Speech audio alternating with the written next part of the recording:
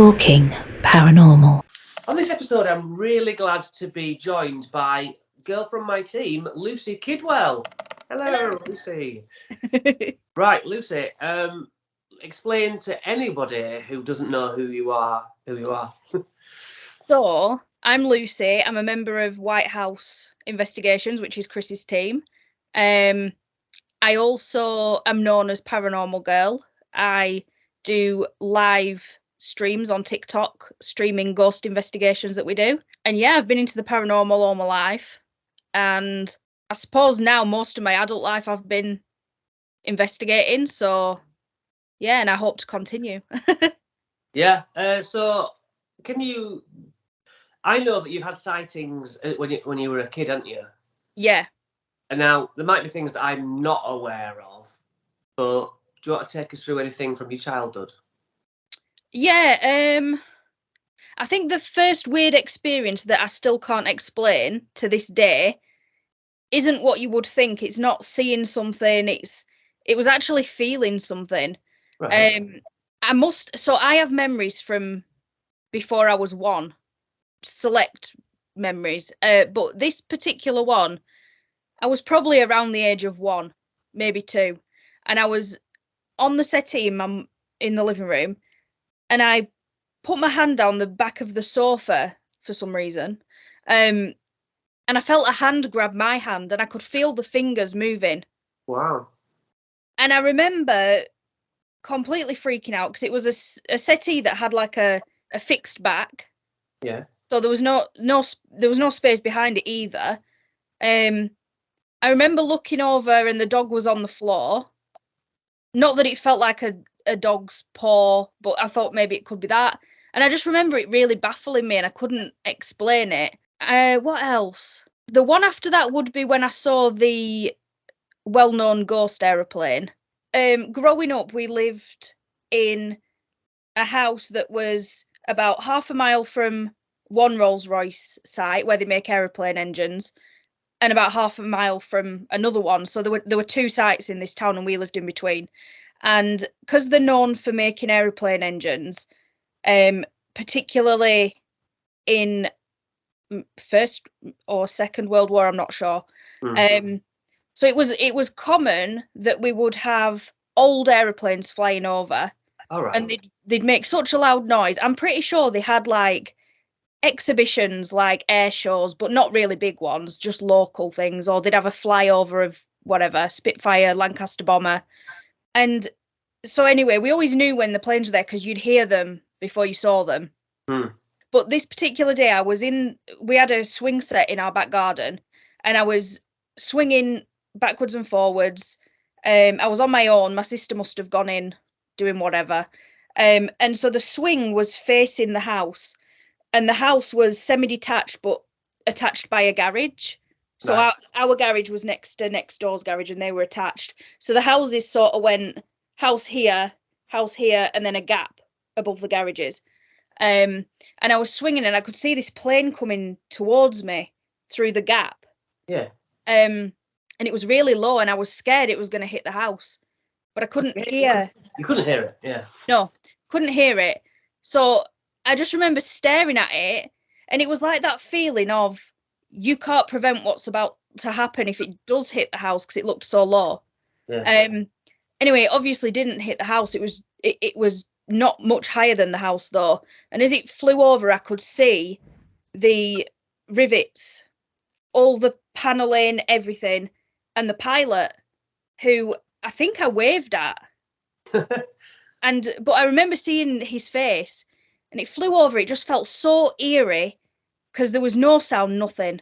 And I remember telling my mum and dad about it because they worked at Rolls-Royce. So I thought they'll probably know if there's some flyover or something. And I described the plane to them, and they said, well, we didn't hear it. And I was like, yeah, but it was so low. And I saw the pilot, and they were like, all right, okay then. Yeah, and then I think my dad asked at work whether there'd been anything, and they said, well, no, but we have had quite a lot of enquiries about this because there's been a lot of people have seen this ghost plane, the Phantom Bomber, it got a name of. And yeah, it was in the local paper a few weeks later, and they were like, oh my God.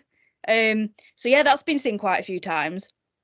So there was that experience. And I think as a child, I never got so scared that you can sometimes invent things in your head and think you've seen something when you haven't. I never really did that because I do remember being scared in my bedroom and I'd be awake for like hours staring at the door, thinking something was going to pop round, and it never did. So I wasn't the type of kid that would trick myself into seeing something. So yeah, that's interesting. And then there was the one I ended up getting a job at Rolls-Royce Leisure, which was even closer to our house.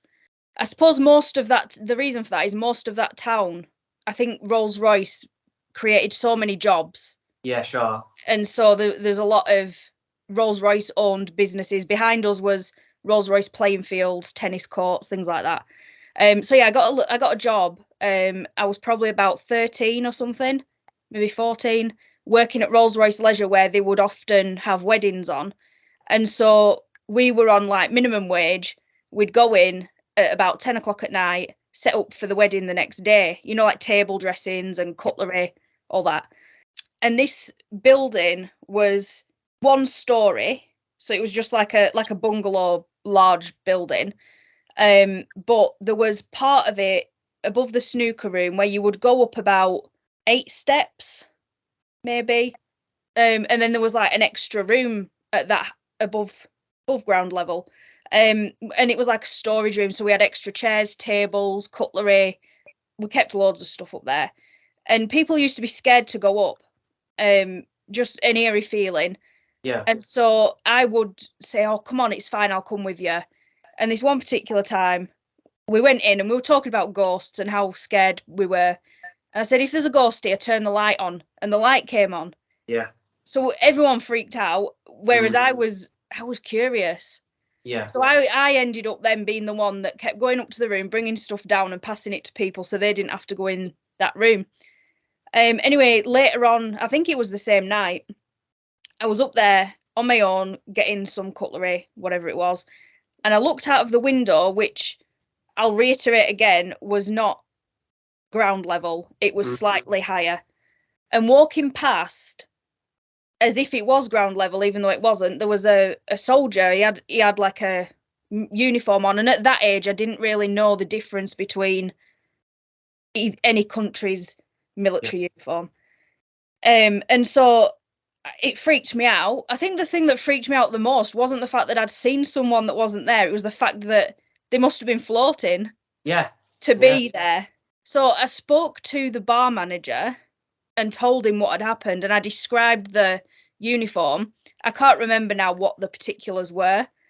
But he said, yeah, that's an Italian military uniform. And the reason you'll have seen that is because this used to be a camp, like not a concentration camp, but we had camps, didn't we, where we would keep prisoners of war, but they would work with us and help out. I think that's how it was described to me. And so yeah, he said that's where a lot of Italian soldiers ended up. So yeah, I thought that was really cool. Really cool. Yeah. I know. Was there anything that happened between you being young and you joining you're pretty young now, to joining our team? Yeah, there was bits of things. So I remember how old would I have been? Maybe maybe about 20. Yeah. I lived at a house on Rosemount Avenue in Barnoldswick, and I always got a weird feeling when I would go up the stairs, and I thought it was because it was one of those houses where the landing is literally just the space that you can stand when you get to the top of the stairs. It's tiny. You either go left or you go right. Yeah. Yeah, and there's just like a wall in front of you. Yeah. So I thought that's why it felt oppressive, because it was so, Yeah. But yeah, and then some nights I'd go up and I'd run past that bit straight into my bedroom, slam the door, and it just freaked me out. And then I later found out that somebody hung themselves right there at the top of the stairs. Wow. And I thought, interesting. I'd see little bits of things in that house. Sometimes there'd be noises coming from like what you would think would be a cellar. Yeah. So like I had storage under the stairs, where if there was a cellar, that would have been the cellar stairs. there was never a cellar there, but I would hear like as if somebody was down there, and no one had a cellar on that row. So yeah, there was that, and then I'd see what I thought were orbs on, and so I put a camera in my living room, and I would like be watching it intently, and it was probably just dust. But I've learnt that now. Trying to think of any other experiences, none that jump out to me. Yeah, you'll remember when we're not talking. Yeah. So yeah, you joined the team and you were very techie, which was a really good thing from my point of view, because I can't remember what you brought to the first investigation. I think it was Black Dyke Mills when we first actually met. But yeah, you came with some goods, and you were just like straight on with it. I mean, you just hit the ground running. And you were like, right, let's go. This is what I'm going to set up. I'll put this camera here. So that was just a really good thing. You like you say, you weren't scared. You're one of the braver ones on the team. Yeah. It took me a while because you're like an outsider. Yeah. I've met everybody else through the years. You were the one that just turned up, and it took me a good year to finally, for me and you, to actually investigate together. Yeah. And then it sort of clicked. It's like, okay, yeah, we both do the same sort of thing and know what each other's doing and that. You know what I mean? Yeah. But you sort of started your paranormal girl, and what was all that about? So I remember that first time I came to investigate with you, because I think I'm the only member of the team who came through. I don't like to say audition process, but I remember you had people who could potentially join the team come to that investigation and then see how you go, see if everyone likes them, and then and it went from there, didn't it? And I remember I learned how to transform any small video camera into night vision, and I think that's what I brought with me. And I'd done it myself. I'd taken it apart, removed the bits I wanted to make it night vision so I could bring it with me. So yeah, the paranormal girl thing. I think, did I start that? Was it lockdown or maybe just? No, it was before lockdown. I think it was before lockdown, unless I'm remembering wrong. But yeah, like you say, when TikTok, you jumped on TikTok, and I certainly wasn't on it. And I remember thinking, oh well, that's it. Lucy's found she enjoys doing it, and she's gonna sod off and become big on TikTok. In the meantime, I keep checking in. Well, what's Lucy's doing something on TikTok? The numbers are just shooting through the roof, and you still stayed. And every time you get bigger and bigger, I think Lucy's gonna go. This is gonna go, and you're always like, no, I'm all right. I'm quite happy, thanks. Yeah. And then you sort of convinced us to stream, and we were all trepidatious because we didn't. It's just more work, isn't it? Yeah. But it's work, but it's been really rewarding, and I always thank you for that, for making us go outside our comfort zone, and Yeah, I think I do remember some of what made me do the TikTok thing is that I always felt that I had this urge to share what we were doing with other people. And sometimes I'd share it with people who are my friends but aren't interested in paranormal, and I'd be really annoyed that they weren't like, wow, look at that, So I think seeing on TikTok that there was this paranormal community and people that enjoy watching it, I really loved that. And I think as well, you'd said at one point that you'd give the team another year, and if we didn't have some big thing, then you'd maybe sack it off. Yeah. And so part of it, I think, was let's see if we can find our place with the paranormal community and show them and share with people who are interested what we're doing. And yeah, so even though it's Paranormal Girl, I'd say now I mostly only stream when I come out with Whitehouse. I do the odd one on my own, but yeah, it just feels really good because I'll post something and say this is what happened, and people are like, oh my god, that's really creepy. Yeah. Whereas if I were to post it on my Facebook to you know, my everyday friends, they'd be like, oh yeah, it with the wind, or Yeah. you know, but yeah, so I think it just came from that, and there is a really good community on TikTok for the paranormal, and it does seem to have sent us in a new direction that, Yeah, absolutely. you know, and then you've written your book, and a lot of those people in that community are interested in that, and I think it was the right move.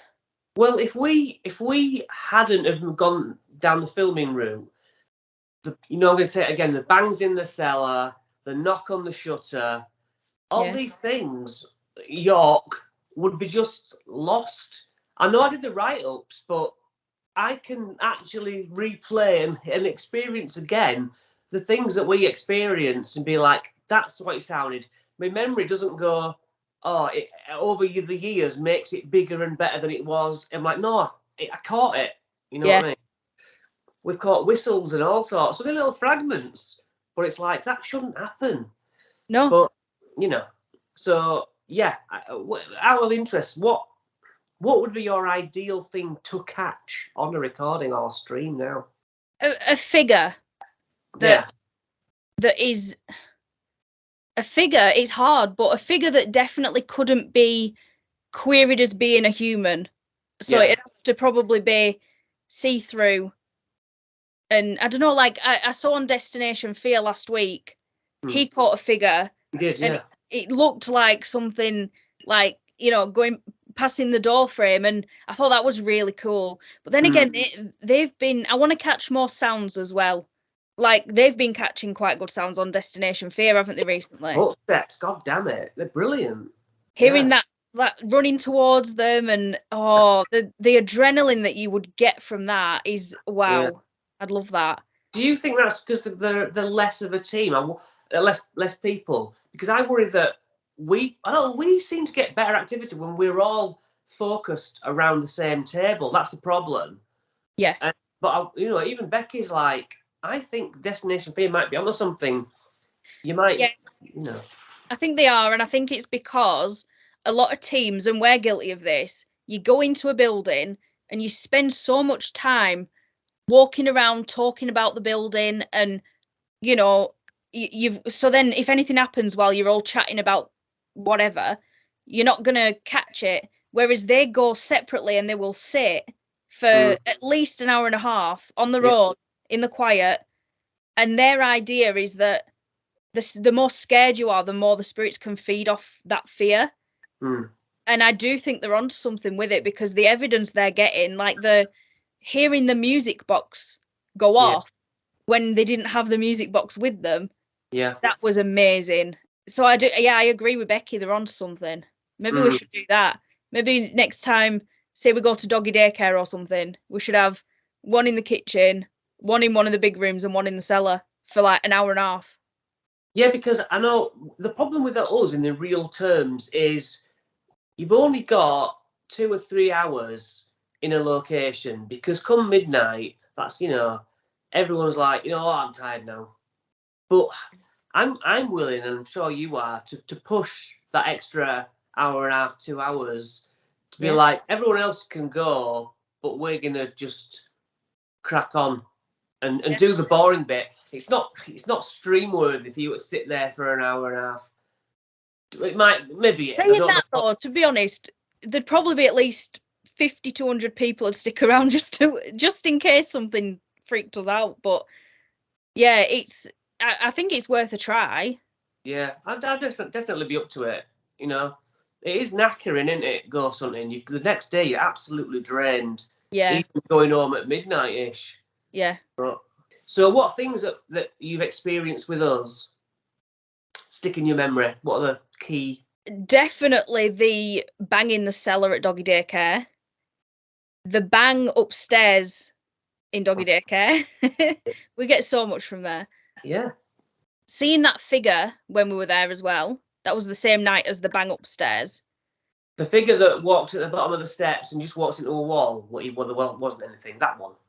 No, that one was cool, but the one upstairs when I was walking to let Kim in, I think. Oh yes, absolutely, the full person. Yeah. Yeah, like so clear that I could see the gap between the legs and the light going through it. Oh, that was mad. I think they're the ones that stick out the most. That might be because they're the most recent, though. I know you seem to be the one who sees the most things. Even going back to old like Bingley Cemetery and the write-ups over the years, it's like Lucy sees us thing, and it's like, and for quite a long time, I was like, yeah, okay, don't know. Whereas now, I've learned when you see something, I'm like, okay, Lucy's seen something, because that's what she obviously is capable of that. Do you know what I mean? Yeah, it's weird, and I think sometimes I try and dismiss it, and I'm like, oh no, it's probably this. But I do remember when we were at Bingley Cemetery, and I described it as a chiffon Z shape, and then you saw it. Yes, and I'd ignored you and Fran both saying, "Oh, saw this." I thought, "Oh, they're both." That was just my mindset. Yeah. And then it wasn't until I was reviewing, waiting to see what I saw, that when you described it, I'm like, "Hang on, they just said what I'm about to see." Yeah. Yeah. So suddenly I was like, I can't dismiss them anymore. I've got to, when someone says they've seen something, I have to be like, okay, I trust them. Yeah. Yeah. So that's what else have we witnessed? Yeah, you do tend to see or sense more than other members of the team. I wonder if we can heighten that in some way or work on that. You know, put you in it a bit more of a not locked off, but try and amplify that a little bit now and again.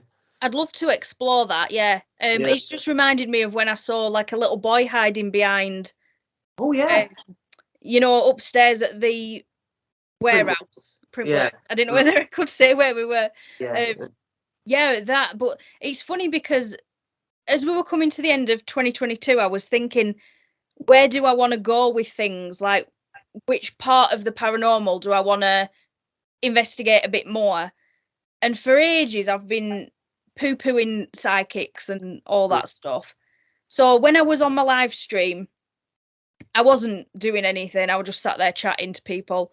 A gentleman who I've come across a few times, who's a psychic medium, he came in, so I invited him to go live with me. Yeah. We were speaking for hours about, from his point of view, spirit communication and things like that. And a lot of what he said did make sense. And I think sometimes we can be too skeptical. Mm. And as we say, the clearer your evidence, the more fake it can look. Yeah.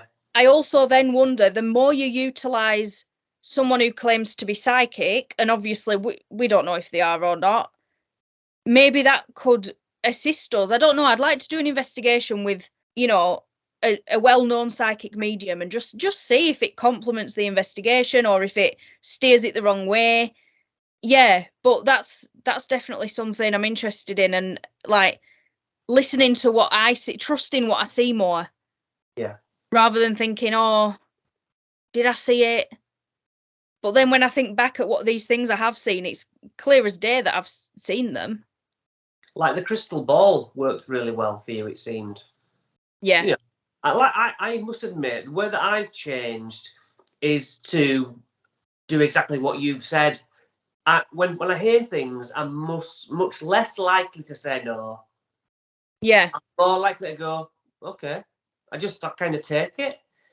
Yeah. So yeah, just to try and be more open. That's my way forward. I think as well, we're lucky that we have a few different locations where we can investigate the shit out of them. Yeah. Because if you just go somewhere once and you hear a noise, even if you say, make a noise if you're there, and then you hear a bang and you're in a new building, you're going to be like, well, we don't know how this building sounds at night, the normal things that. So when we're at somewhere like the Printworks or doggy daycare, we know what's normal now. We're kind of used to it. I think that helped us a lot. Yeah. Yeah. So your opinions on the paranormal, where's your beliefs lie, would you say now? With ghosts and with energies of some sort, the afterlife. So do you mean like, do I believe or not? Or what do I believe? Yeah. What so if I didn't know anything about the paranormal, right, ghosts in particular, what would you say oh, I'm pretty certain this is how it is. They can do this. They can, you know, if I've just lost somebody, would you say they always get in touch with you? They can just speak out and they'll hear you. What's your kind of working view? You know, I would say, and I always hate saying it because I never want to say it with 100% conviction because I can't sit there and say, look, this is exactly why within the space of 5 minutes, you know. But what I believe is that we reincarnate 7 times. Mm. And I believe that, say, for example, you've had your first life, you pass away. I think that the energy of your life from that life stays here in spirit. And then, but some of your spirit also moves on to your next life. I don't know whether maybe you wait before you get reincarnated. I don't know. But I do think that every person who passes away, I think the spirit is capable of making communication with the living. Whether they sometimes might not want to, I don't know. And then I don't know, because then I think, well, why can't we not move for ghosts? Because the amount of dead people, you know, they should be bloody everywhere. But yeah, but then again, I do think that sometimes maybe it's that once you have reincarnated into a new life, the only energy of yours that's left here is residual, and that's why we get residual energy from, you know, like your everyday life. That's why you might hear walking coming up the stairs. Okay. But because you've reincarnated, you can't intelligently haunt anywhere. So yeah, I think that's how that works. And then I think that negative spirits could just be that they were negative people in life and that they want to be mischievous. Yeah. Do I believe in like demons and stuff? Yeah. I don't fully know where they come from. Maybe it's because they've lived all the lives that you're given and they still haven't achieved anything good. Yeah. So they come back and they're stuck here and they're pissed off. Yeah. Do animals have spirits? My instinct is to say no, because no, all animals are innocent. The animals can't commit sins and do bad things, really, can they? So I would say no. But then a lot of psychics say, oh, there's a dog around. So I don't know. Yeah. Animals have energy. They do, yeah, and energy Like you can hear them walking around. I heard, actually, that's true, because when I was about 13, our family dog passed away that my mum and dad had had since before me and my sister were born. And after she died, we'd hear the nails on the laminate flooring. So maybe I do, yeah. Maybe they do come back. But like you say, sound works so weird. The footsteps I heard at work were so like a repeat of my boss or whoever going up the stairs. Yeah. It's like that could just be a replay. Yeah. You never, well, maybe one day we will know, but as of yet, it's just all so baffling, isn't it? Trying to make sense. And when like you say, Destination Fear, if they capture a grey, white, or whatever, what is that? Why are you not seeing a full representation? Like you saw a soldier. Why is one completely identifiable? Why is one misty? Yeah. What is are they different things, or are there just different strength of appearing? Yeah, and then they did catch on the last one as well, just a ball of light, didn't they? Yeah. That was moving. Yeah. And it is like, it is so unexplainable, but you'd think that maybe we knew more now but I don't think we do. No, because every time you learn something new, you've got 1,000 more questions to ask about it, haven't you? Yeah. Yeah. I had a thought the other day, and it was that, what if, this is going to be really hard to explain, but what if we're living life on this earth, there's different layers to it, like there's parallel universes, but they're overlapped with ours. So we could be living our life as normal, but if you looked at it from another view, it would be a completely different family living in your house, going about their day-to-day life. And it's just that sometimes those lines get blurred and we see other people. Does that make sense? I think so. Yeah. It's like multiple timelines happening and they cross and converge. Yeah. Times. It's like the story about the old woman sat in her room and 3 blurry shapes come in. And she'd said, I saw 3 blurry spirits. And then years later, a family of 3 came in to see an old woman sat in an armchair. And it's like, oh, so everyone's alive and everyone's a ghost. And you see each other from, like you say, from a different point of view at different times. Yeah.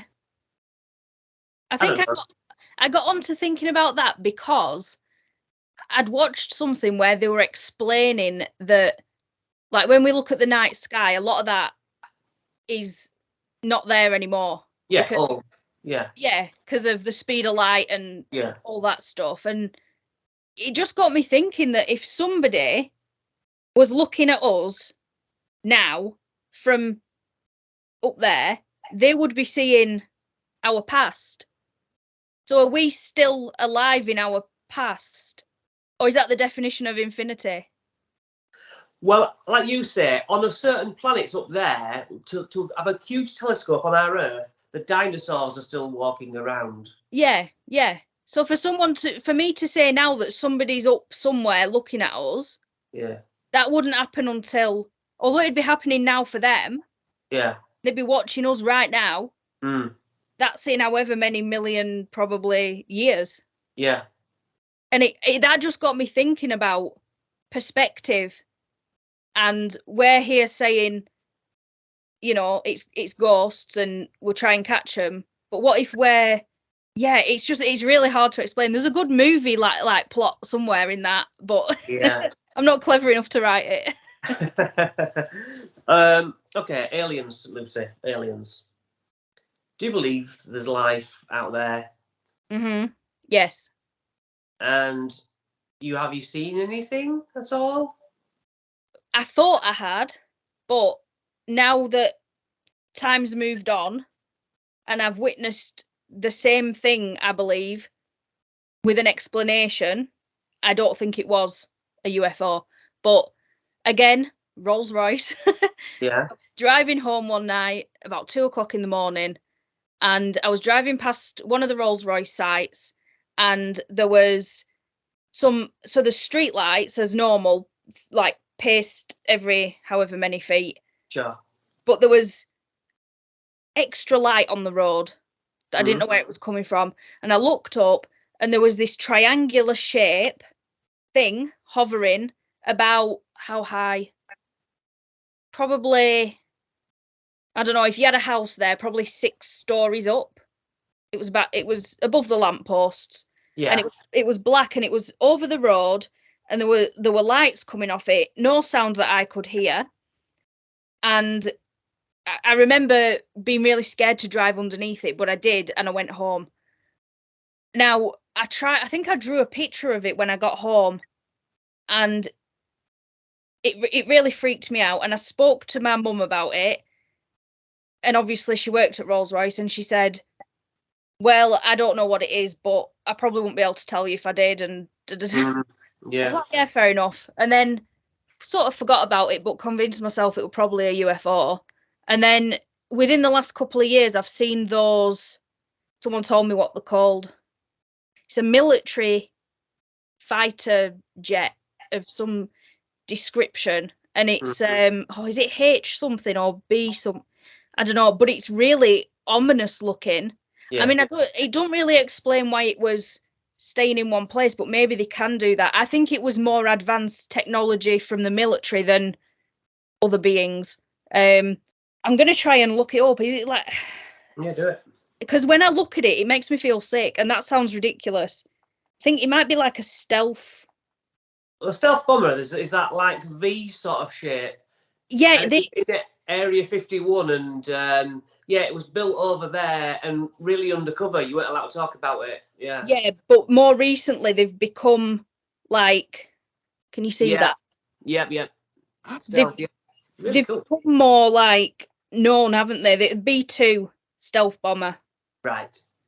And that's what it looked like. So to me, now I've seen one of those, although I can't explain why it was just sort of there, not moving, I think that's what it was.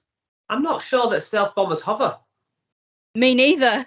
But that's the closest, like, I almost want there to be an explanation for it because it was horrible feeling, you know? Yeah.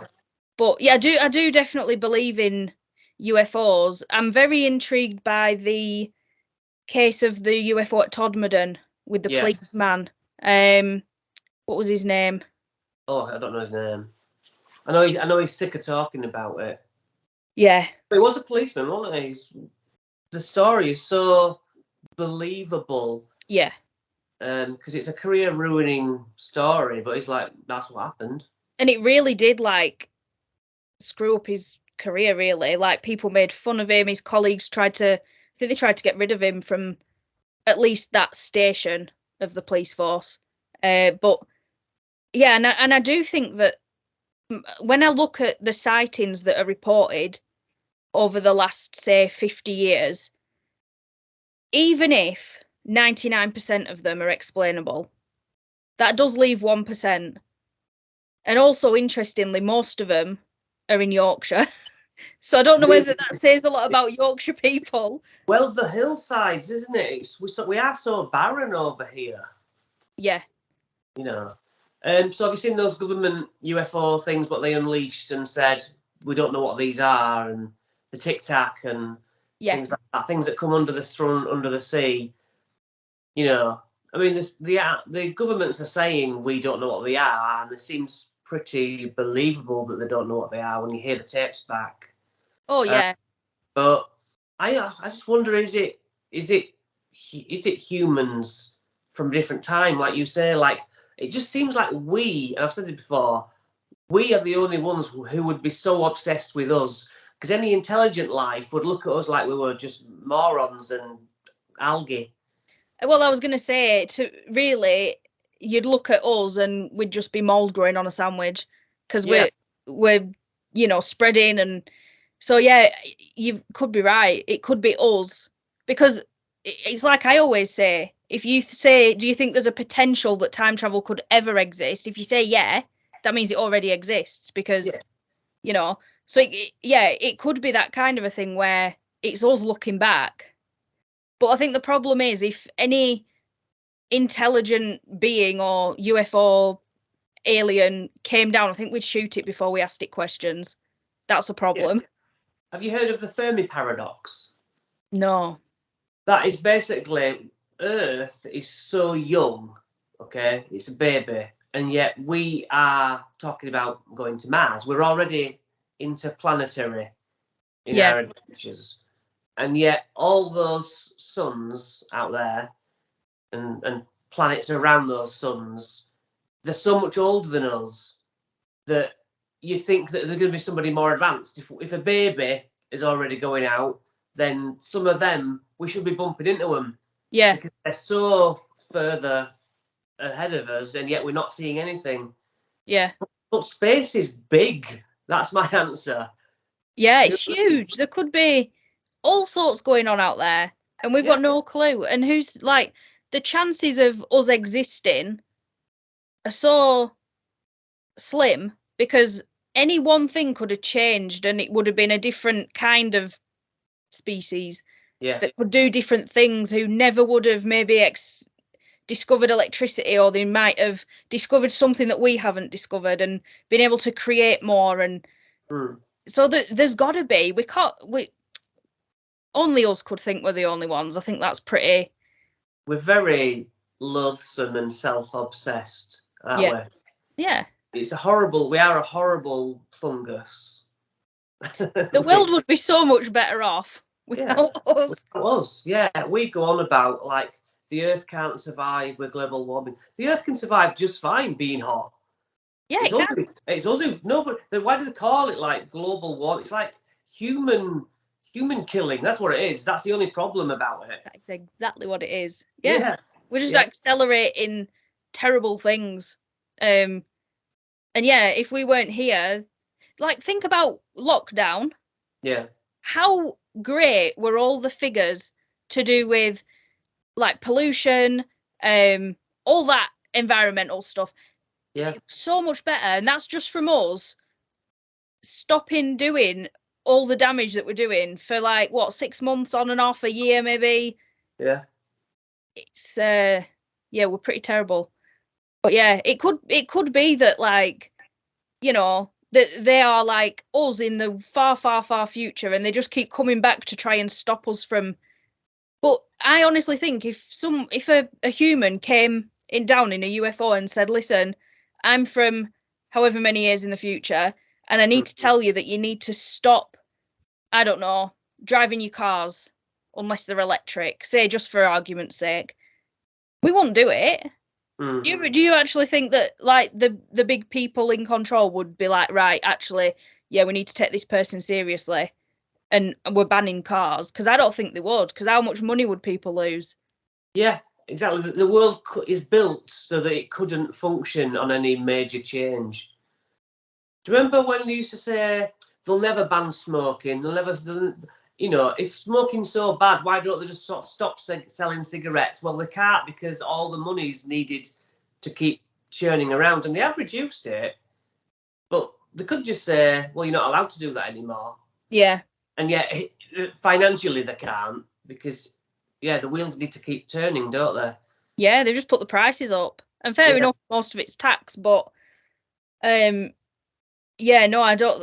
There's so it's like I always, and this is just my opinion, but the amount of environmental damage that is done through farming meat is quite big. Obviously, there's other things that are worse or as bad, but if they were to stop that, that would make a really big difference. Isn't that the biggest component, the cow's methane that they I give off? believe so. I might be wrong.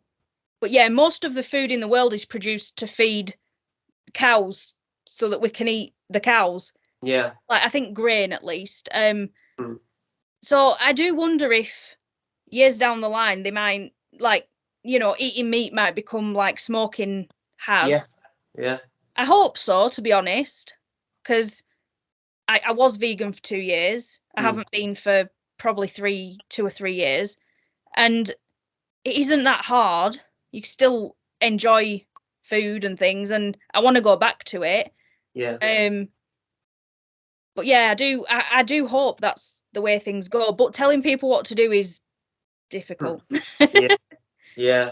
So, cryptids, weird animals. Is that believable? Why are you doing that if you think aliens exist and cryptids are halfway between normal animals and weird animals? I just think, do you know what? Cameras are so well because a UFO can be sneaky. It can land in the middle of the desert and it knows what it's, especially if it's us in however many years. Yeah. You know where to go. But cameras are so good that if people are saying they've seen Bigfoot, I'm just a bit like, well, can you just whack your camera out? Get a 1080p camera. It don't have to be 4K. Just or even an iPhone camera, whatever. Yeah. Take a picture of it. Do a video of it, but not with it walking through the bushes 100 meters away behind the tree line. Yeah. I just need a bit more because, like, I did watch a documentary on it. I can't remember what it was. It might have been like on Discovery Plus or something. And this lady was saying about how this Bigfoot kept trying a door all through the night. Yeah. And next morning, she took a picture of its footprint.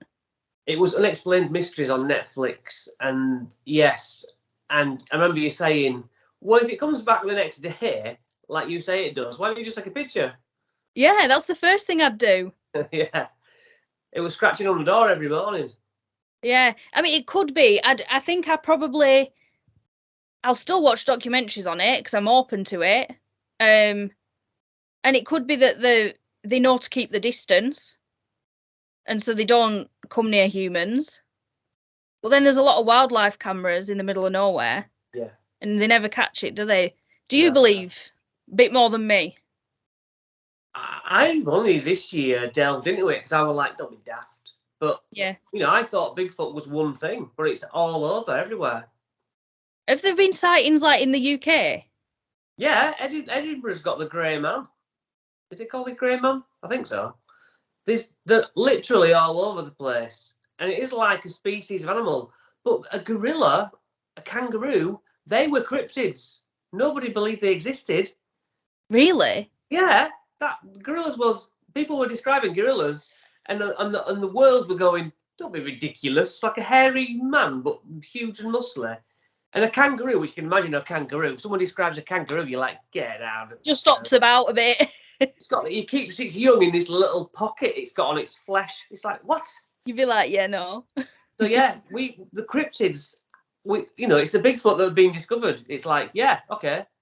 So now I'm like, I think they are just animals. When you get into Bigfoots that are aliens and they can go to different dimensions, I'm like, look, I think you're running before you're walking here. Yeah. But yeah, there's tens of thousands of sightings of Bigfoot every year. And the places that they're found are remote. And you, like people say to me, you walk around the countryside, we live out in a fairly rural area, right? How many times do you see a fox in its natural habitat? How many times do you go over badgers? There are thousands of them. Seeing a rabbit, Lucy, you rarely see a rabbit. Sometimes you do. Yeah. Well, we've never seen a fox, and we live in the middle of nowhere, which is their natural habitat. Like, we've got trees behind the house and fields, and there's not really many roads for them to get hurt on. And I've never seen a fox here, but in London, counted about 50 of them. In London? Oh, yeah, they're everywhere.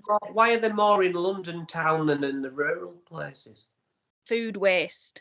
Oh, right. Fish on the streets. Literally, honestly, I'd never seen a fox until I started seeing Colin and went down to visit in London. I counted, I think it was 43 in about 45 minutes. Loads of them. Yeah, bloody hell. Right, so Janet, tell me about Janet. So Janet, I first came across when I started investigating Pendle Hill. I suppose as Paranormal Girl, that's the place I went to because it's not far away. I've always been intrigued by it. So Pendle Hill and the Pendle Witch Trials, which are famous, and Janet is one of these family of. She wasn't a witch, was she? Well, no. So at first, I didn't really know the full story. I just knew like a couple of names like Alice Nutter, this Janet, and Elizabeth Demdike. Yeah, Demdike and Old Chattocks, and so I just knew names and that allegedly there were some witches. So when I started going up Pendle Hill, and I managed to find good locations where activity would happen, and this name kept coming through, which was, I think at first it was Janet, and then the more I pressed on it, it was Janet. And every time I would speak to her, the words like abused and words to that effect would come through, and she came across as quite a like negative person.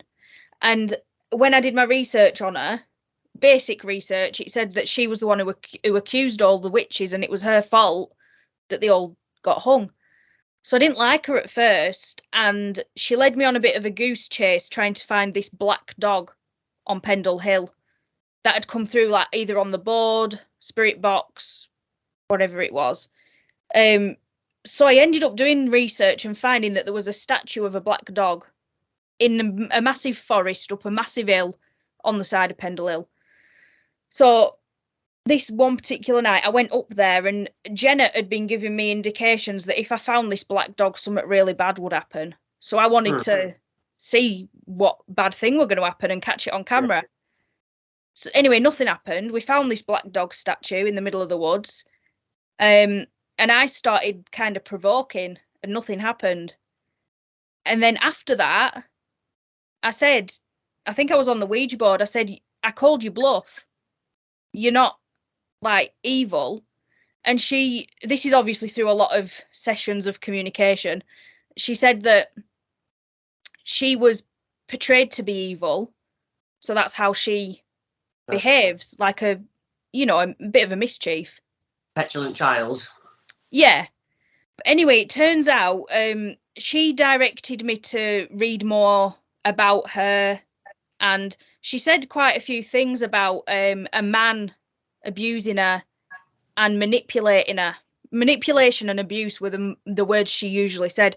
So I found some local books on the actual trials, and it turns out that yes, she did accuse them all of witchcraft, but she was coached by a man who was like the equivalent of like a local counsellor who had an issue with these women for begging and performing natural healing remedies and making money off it, and he saw them as beggars, and they did beg as well. And they'd say, "Oh, I'll put a spell on you if you don't give me money," things like that. So they were a bit naughty, but they did what they did to get by. So he didn't like that, so he manipulated. I think she was 7, 8. All right. She was very young. He manipulated her. He took her into his house, and she was living with him whilst he asked her to make this accusation against them. They were in prison awaiting trial. Janet was living with him, and he was coaching her on what to say. And she didn't realise that'd mean that all her family would die. Oh, she didn't get it. She didn't get it. She was so young. She just put on this performance that he told her to. And there is like, I've got the documents from the trial. They got made into a book. It's quite difficult to read because of the old world language, but it's very clear that Janet stood up on a table in the courtroom and said, my mum did this, my brother did that, my sister, and they had these meetings and they turned people's cows into flames and all these things that definitely didn't happen. It was like it was her time to shine. And of course, they all got found guilty and died in the end. But interestingly, it kind of came back on her when she got to the age of about 30, I think. Yeah. A local boy accused her of being a witch. All right. And she, I think, I'll have to check, but what happened to her is that she got put in the prison awaiting trial, and then the judge, before the trial happened, said, "This is nonsense." It was as witchcraft was starting to be, like, they didn't believe it anymore. They didn't think there were real witches and stuff. So he said, "No, it's okay, she can go," but she owed money because they charge you to stay in the jail.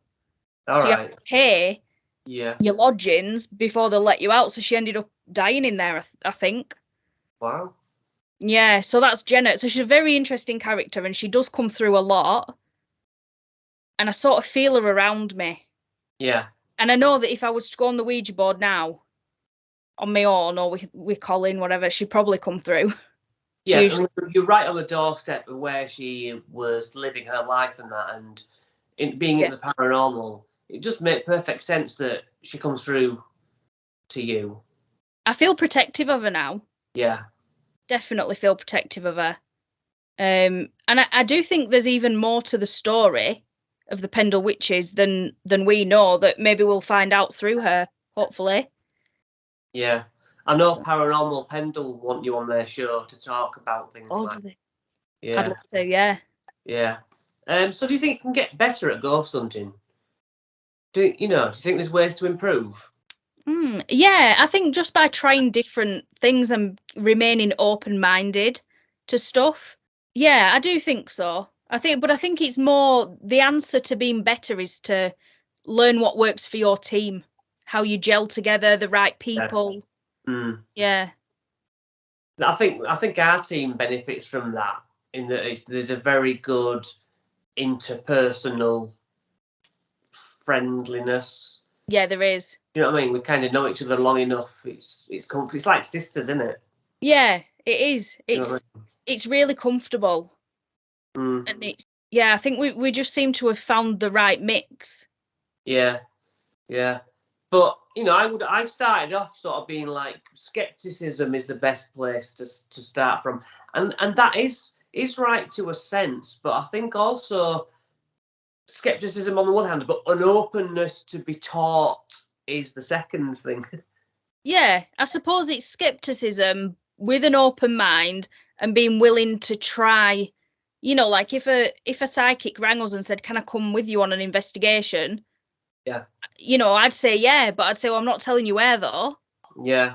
Because I like to, and it's not disrespecting them. It's just like, what limits can we go to? Can we push those limits of things? And like on a few episodes of Ghost Adventures, they have that psychic couple on. I think they're English. Can't remember the names. And they blindfold them and take them to a property and shut them in a room and say, right, draw a picture of a spirit that you can see and tell me about them. And there have been a lot of occasions where they've drawn the person of the house and said some, and it looks like them and sounds like them. So it's stuff like that I want to experiment with. Yeah, we did do that automatic writing where we allowed the spirits rather to pendulum the pen, to you put it on the planchette. Yeah, and that was pretty cool. So what else are you watching? I know you do seem to watch a lot of Ghost Adventures, and I don't much bother with that. Yeah, I like Ghost Adventures because I don't think anything in Ghost Adventures is faked. I think sometimes, say they're exploring a massive place like a prison that's got loads of land. I think sometimes they might be aware that there might be people pranking them outside, and they will act scared, which they are, but like just fail to tell us that. Oh, then we caught someone outside. Like in the edit. Yeah. Yeah.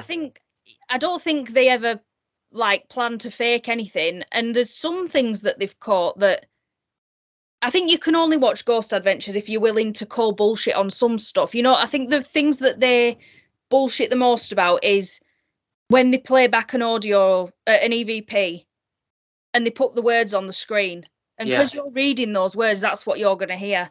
And I just sometimes go, no, it don't say that. Yeah. So I've watched probably every episode of Ghost Adventures over the years. But Destination Fear, I think, is my favourite. I think they are incredible investigators. I sometimes watch Taps. Yeah. I'd like to watch the old episodes again because I used to watch them when I were a kid. Yeah. Paranormal Lockdown, Nick Groff and Katrina. I've started watching those ones a bit more.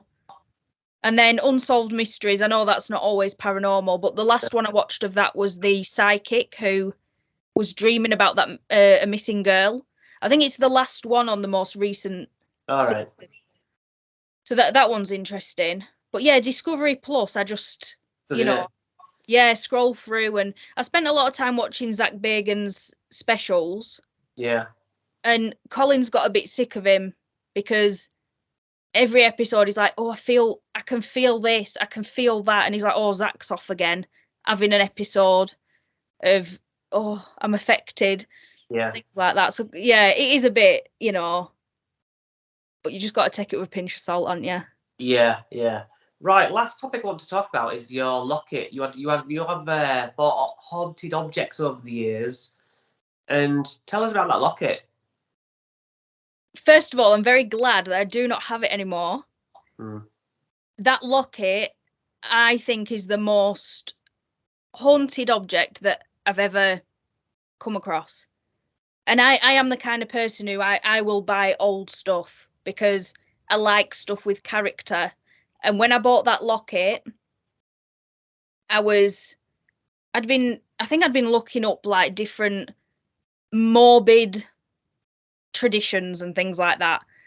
And it came up that the Victorians often would have what they call mourning lockets, which were to mourn the death of a loved one, and they would often put their hair or sometimes fingernails in jewellery.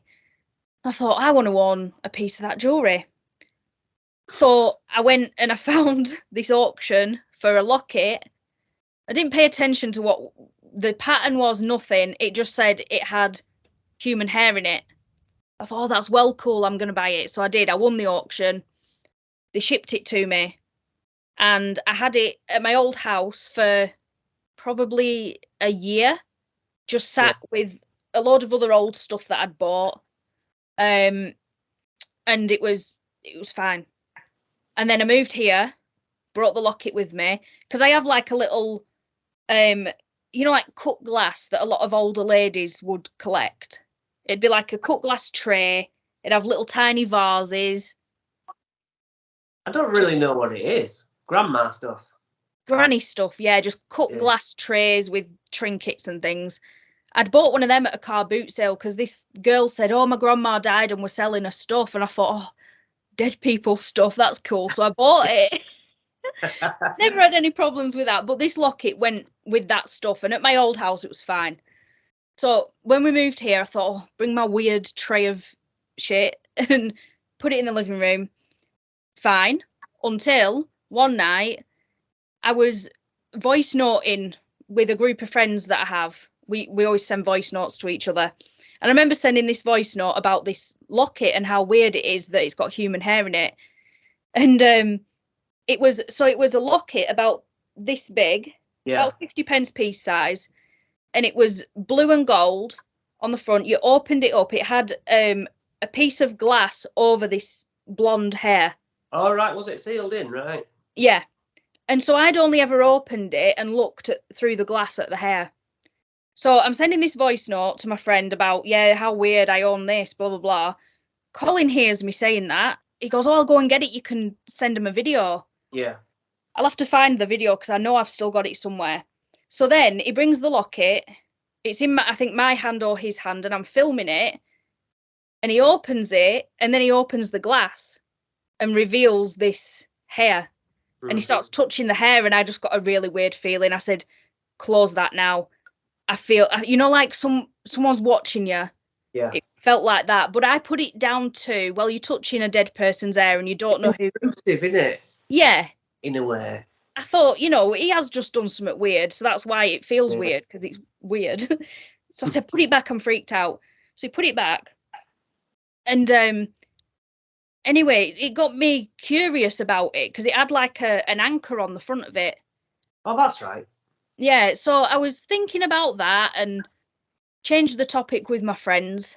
And I'm sat there and I look out the corner of my eye. And it's like someone was peeping around the door. And I looked. So that was in the corner of my eye. So I looked. And the only thing I could see was an old Victorian shoe, a black. I only got a glimpse of it, a lace-up shoe. I'll have to find a picture again. Like I can't really describe it. And then that went. So it was like somebody was peering around, and I just got this awful feeling. So I got the locket. I think we'd left it on the sideboard upstairs. Got the locket and put it back, and apologized. I felt like I needed to apologize. And as I'm sat there putting it back, I just felt like someone was stood behind me. And I said, "Look, I'm really, really sorry that my husband did that. Please forgive us." I felt like I had to say it. Anyway, this feeling continued of just being watched and someone were pissed off at me. So I said, "Colin, you're going to have to apologise to the locket." And he were laughing at me. I'm like, "Please apologise to it."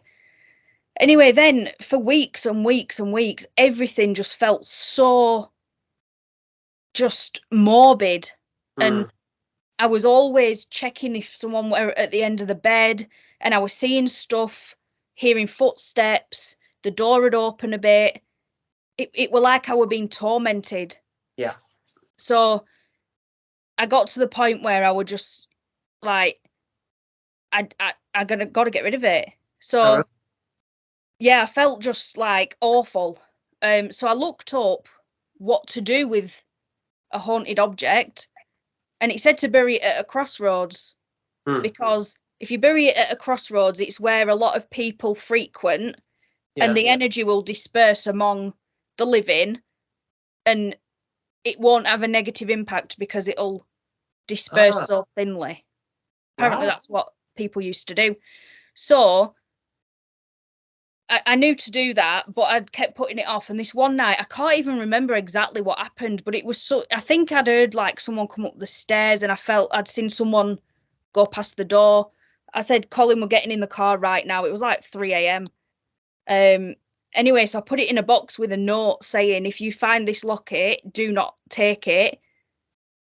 Take my word, it's possessed or something. And I shut it in the box, and I found a crossroads that I know of in Clitheroe near Stonyhurst, that old creepy place. And yeah, buried it there behind a bus stop. Yeah, I mean, very brave. I do think we should get a haunted object. I would like to have one in my house to try. But like Sue said of our team, how do you know it's haunted in the first place? And you don't. You don't. But it's like I go to a like antique place where everything in there is from when people die, house clearance. He takes the stuff and then sells it. And there's some really creepy stuff in there. There's prams from like 150 years ago. He's got all sorts. And some stuff in there would freak you out. And you might be drawn to it. And then maybe just buy it. He's got like old dolls and things. Yeah. I bought a doll from him. But I don't think it's haunted. Nothing bad's really happened that I can say, oh, it's since I've had that doll.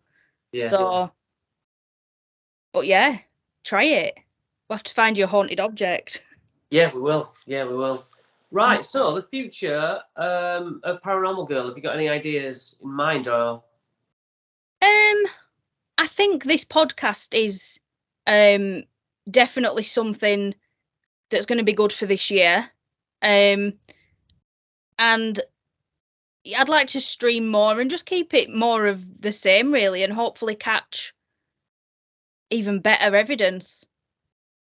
Yeah, because if people don't understand, Lucy is hopefully going to be doing, like I'm sort of hosting this now and I haven't done a few, hopefully Lucy's going to be doing her own.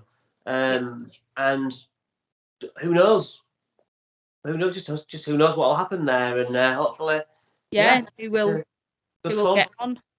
Yeah, should be good. So yeah, I've got one that I'm filming on Friday. Tomorrow is Friday tomorrow. Yeah. And then I've got a few others like in the pipeline, so I'm ready to crack on with those. So yeah, that should be good. So yeah, doing the podcast and live streaming. To carry on with that. That's fantastic. So check out Lucy. I'll put links in the description where you can find her. And hey, I'll see you on the next investigation, Luce. Yes, not long off. Not long off. Right. Thank you very much. Thank you. Catch you later.